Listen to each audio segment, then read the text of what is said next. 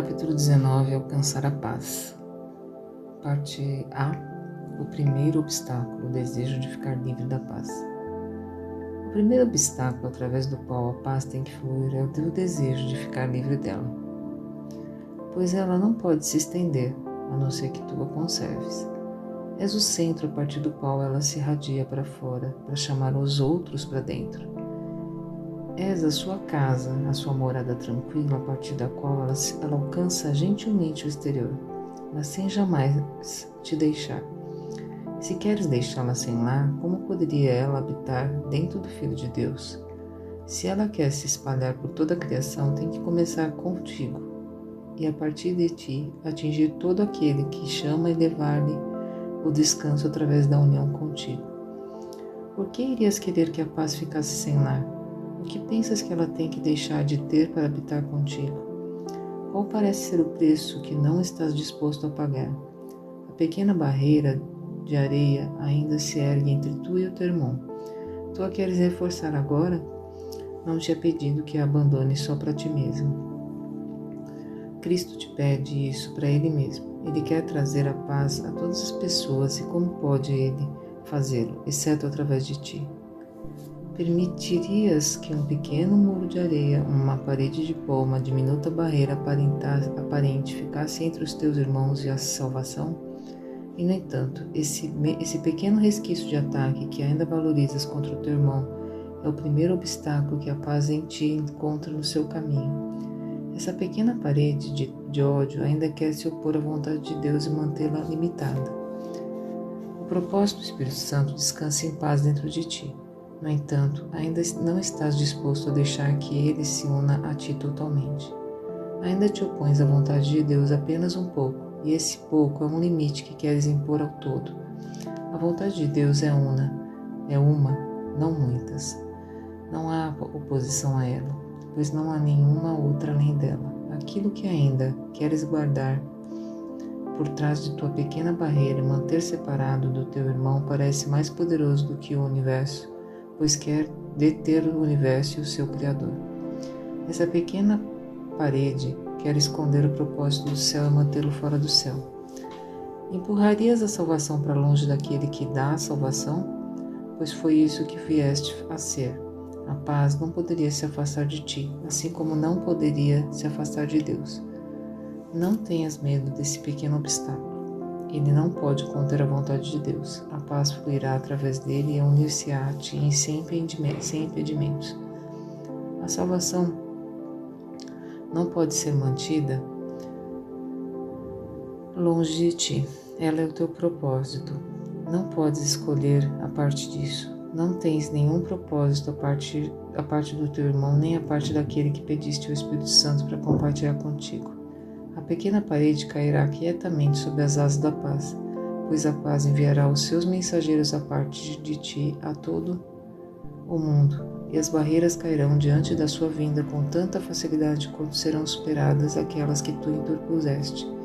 Vencer o mundo não é mais difícil do que superar a tua pequena parede, pois no milagre do teu relacionamento santo, sem essa barreira, todos os milagres estão contidos. Não há ordem de dificuldades em milagres, pois todos são o mesmo.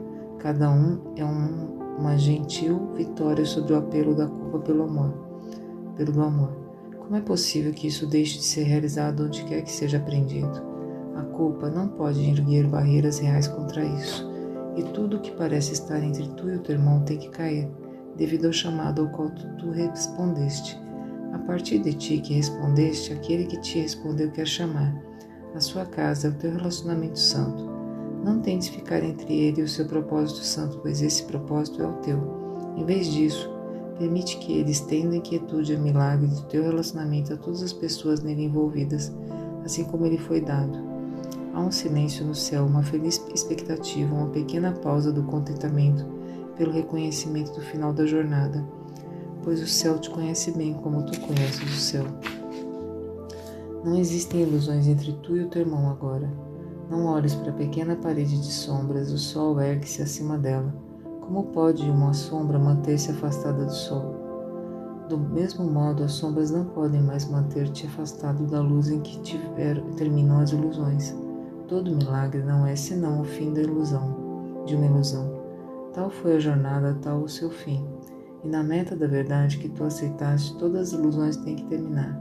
O pequeno desejo insano de ficar livre daquele que convidaste a entrar, empurrando-o para fora, não pode deixar de produzir conflito.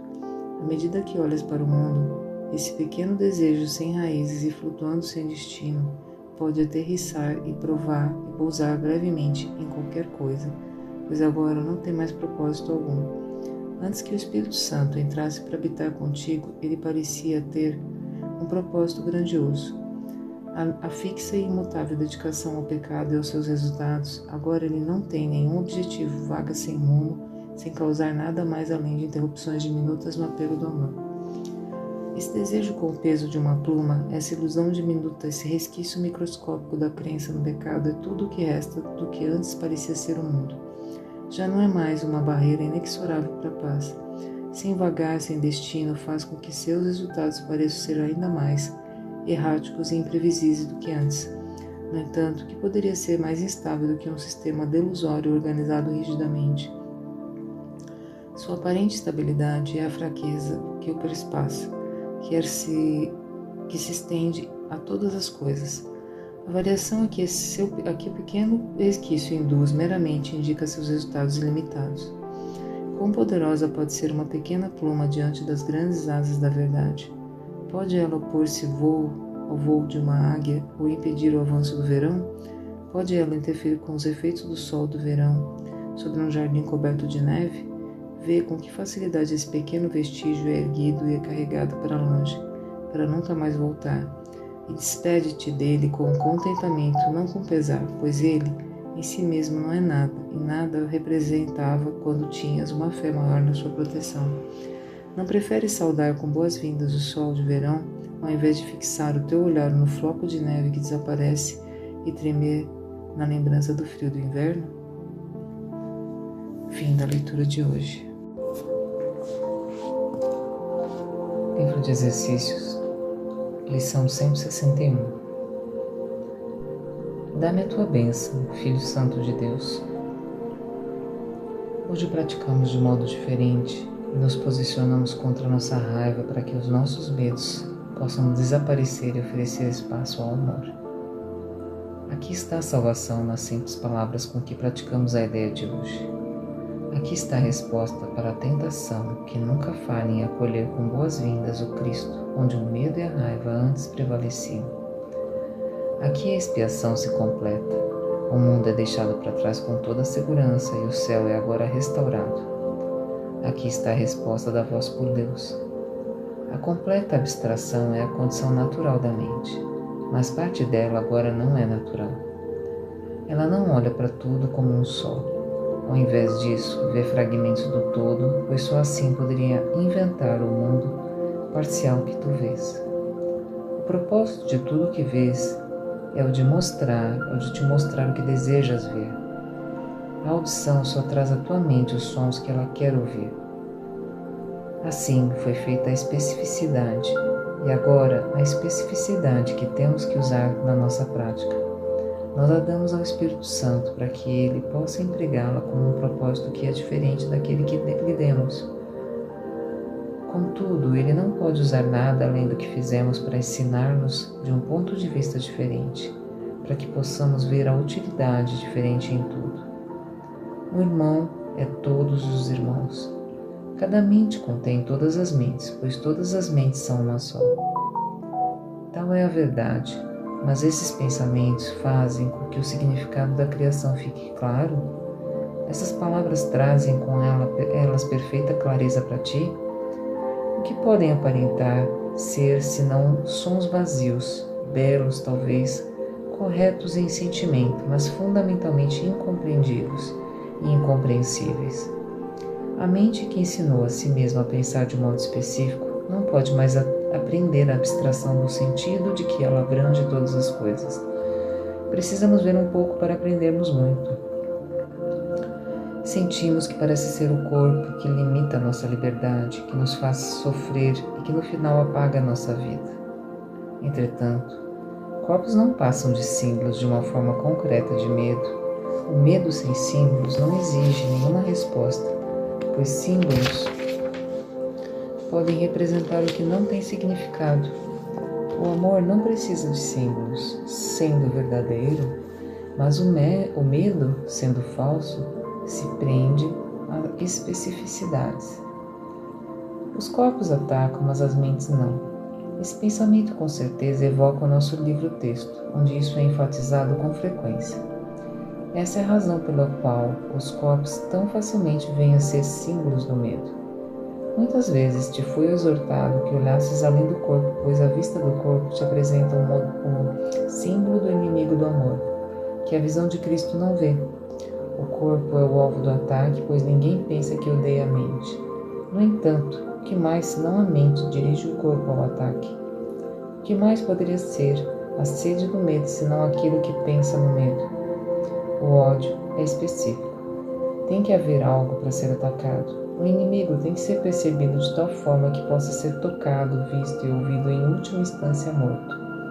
Quando o ódio para sobre alguma coisa exige a morte com tanta certeza quanto a voz de Deus proclama que não há morte, o medo é insaciável, consumindo todas as coisas que os seus olhos contemplam, vendo-se em tudo, compelido a voltar-se contra si mesmo e a destruir. Aquele que vê um irmão como um corpo, o vê como um símbolo do medo, e ele atacará porque o contempla, e o seu próprio medo fora de si mesmo, pronto para atacar, mas pedindo aos gritos para se unir a ele novamente. Não te equivoques quanto à intensidade da raiva que o medo projetado tem que gerar. Irado, ele urra e arranha o ar na frenética esperança de poder alcançar aquele que o fez e devorá-lo. É isso que os olhos do corpo contemplam naquele que o céu estima, que os anjos amam e que Deus criou perfeito. Essa é a sua realidade. E na visão de Cristo, a sua beleza se reflete em uma forma tão santa e tão bonita que dificilmente poderias resistir a ajoelhar-se aos teus pés. Entretanto, em vez disso, tomarás a sua mão, pois és como ele na vista que o vê assim. O ataque contra ele é teu inimigo, pois não perceberás que nas suas mãos está a tua salvação. Pede-lhe apenas isso e ele a dará a ti. Não lhe peças que simbolize o teu medo.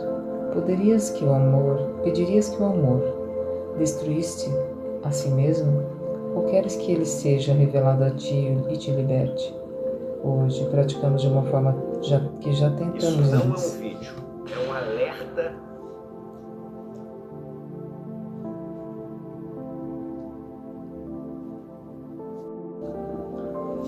É isso que os olhos do corpo contemplam, naquele que o céu estima, que os anjos amam e que Deus criou perfeito. Essa é a sua realidade. Na visão de Cristo, sua beleza se reflete em uma forma tão santa e tão bonita que dificilmente poderias resistir a ajoelhar-se aos seus pés. Entretanto, em vez disso, tomarás a sua mão, pois é como ele na vista que o vê assim. O ataque contra ele é teu inimigo, pois não perceberás que nas suas mãos está a sua salvação, ou a tua salvação. Pede-lhe apenas isso, e ele dará a ti. Não lhe peças que simbolize o teu medo. Pedirias que o amor destruísse a si mesmo? Ou queres que ele seja revelado a ti e te liberte? Hoje praticamos de uma forma que já tentamos antes. A tua prontidão está mais perto agora e hoje virás para mais perto ainda da visão de Cristo. Se estiveres comprometido em alcançá-la, terás sucesso hoje. E uma vez que tiveres tido sucesso, a tua vontade não estará mais disposta a aceitar as testemunhas que os olhos do teu corpo convocam. O que verás? Cantar-te as antigas melodias que lembrarás. Tu não foste esquecido no céu, não queres lembrar-te dele? Escolhe um irmão, símbolo do resto, pede-lhe salvação. Primeiro, que o vejas com a maior clareza possível, daquela mesma forma com que já estás acostumado. Vê o seu rosto, suas mãos, seus pés, as suas roupas. Observa-o sorrir e vê os gestos familiares que ele faz tão frequentemente. Então pensa nisso. O que estás vendo agora te oculta a vista de alguém que pode perdoar todos os teus pecados, cujas mãos sagradas podem remover os cravos que atravessam as tuas, e retirar a coroa dos espinhos que colocar sobre tua cabeça ensanguentada. Pede-lhe isto para que ele possa libertar-te. Dá-me a tua bênção, Filho Santo de Deus.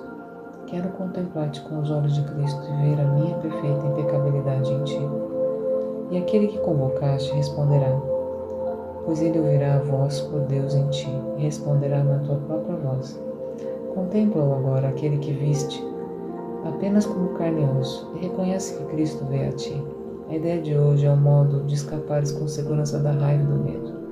Certifica-te de usá-lo imediatamente se fores tentado atacar um irmão e a perceber nele o símbolo do teu medo, e o verás subitamente transformado de inimigo em salvador, de demônio em Cristo. Fim da leitura do exercício de hoje.